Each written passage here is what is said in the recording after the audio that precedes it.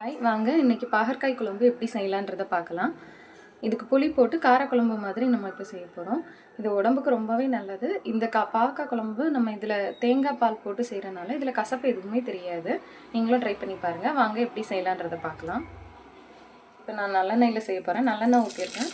அதில் இந்த பாகற்காவை போட்டு ஃபஸ்ட்டு வதக்கிக்கலாம். மண்சட்டியில் செய்கிறப்போ இது நல்லாவே டேஸ்ட்டாக இருக்கும். அதான் மண்சட்டியில் செய்கிறேன்.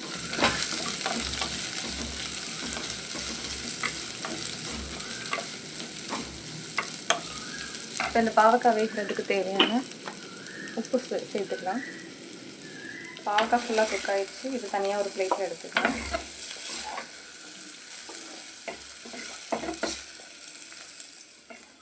சேர்த்துருக்கேன்.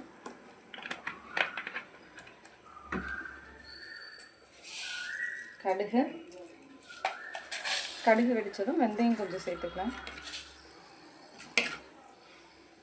அதில் சின்ன வெங்காயம் சேர்த்துருக்கேன். சின்ன வெங்காயம் இது வந்து ரொம்ப ஸ்மால் சைஸாக இருக்கிறதுனால ஒரு 20 வெங்காயம் சேர்த்துருக்கேன். வெங்காயம் நல்லா வதங்கிடுச்சு. இப்போ தக்காளி சேர்த்துக்கலாம்.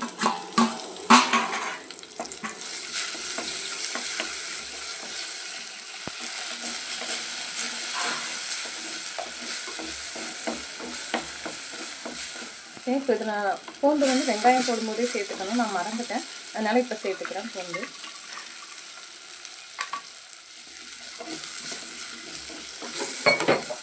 பூண்டு தக்காளி இது நல்லா வதங்கிடுச்சு. இப்போ இதில் குழம்பு மசாலா தூள் சேர்த்துக்கலாம்.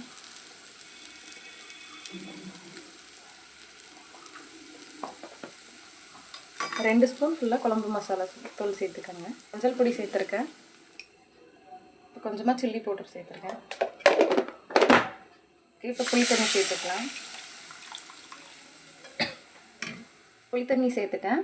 இப்போ இது நல்லா கொதிக்கட்டும். இது கொதித்ததும் பாவக்காய் எடுத்து சேர்த்துக்கலாம். வதக்கி வச்சுருக்க பாவக்காவை சேர்த்துக்கிட்டு ஒரு 5 மினிட்ஸ் வந்து இந்த புளித்தண்ணியிலே நல்லா கொதிக்க வச்ச பிறகு தேங்காய் பால் சேர்த்து ஆஃப் பண்ணிக்கலாம். இப்போ இது குழம்பு நல்லா கொதிச்சிச்சு. இதில் பாவக்காய் சேர்த்துக்கலாம். பாவக்காய் சேர்த்து ஒரு 5 மினிட்ஸ் மட்டும் கொதிக்க வைக்கலாம்.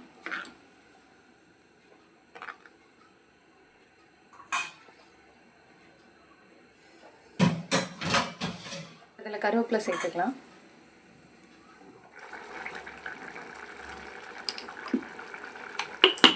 இப்போ பாவக்காய் போட்டு 5 மினிட்ஸ் ஆயிடுச்சு. பாவக்காய் நல்லா வந்துடுச்சு.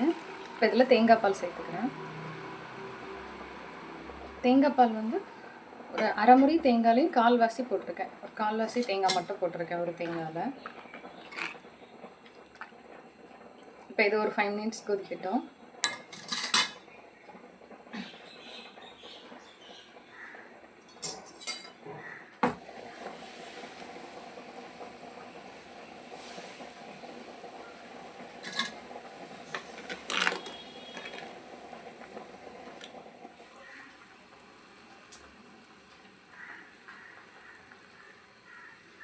இதில் வெந்தய பவுடர் சேர்த்துக்கலாம். இது வெந்தயமும் ஜீரகமும் சேர்த்து வறுத்து பவுடர் பண்ணி வச்சது.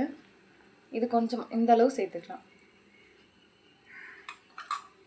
இப்போ கொஞ்சமாக வெல்லம் சேர்த்துக்கலாம். இந்த அளவு வெல்லம் சேர்த்துருக்கேன். இப்போ குழம்பு ரெடி ஆகிடுச்சு. ஆஃப் பண்ணிக்கலாம். நீங்களும் ட்ரை பண்ணி பாருங்கள். இந்த குழம்பு பாவக்காய் குழம்பு இது கசப்பு தெரியாது. தேங்காய் பால்லாம் போட்டிருக்கிறதுனால கசப்பு தெரியாது. நீங்களும் ட்ரை பண்ணி பாருங்கள். உங்களுக்கு பிடிச்சிருந்ததுன்னா சேனலை சப்ஸ்கிரைப் பண்ண மறக்காதீங்க. தேங்க்யூ.